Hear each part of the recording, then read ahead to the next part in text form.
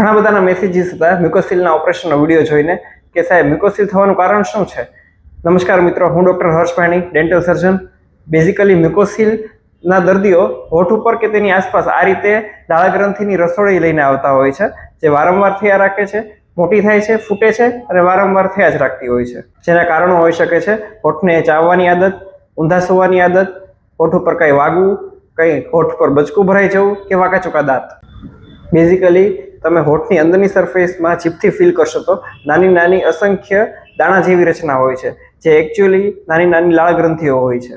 આ લાળ ગ્રંથિની microscopic image છે, જેમાં નોર્મલી લાળ ગ્રંથિમાંથી આ રીતે લાળ બને છે અને બહાર નીકળી જાય છે.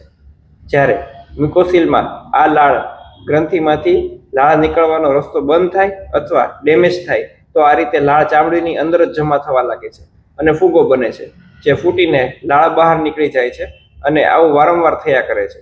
આવા કિસ્સામાં આ એક લાળ ગ્રંથિને પૂરેપૂરી નીકાળવી જરૂરી છે.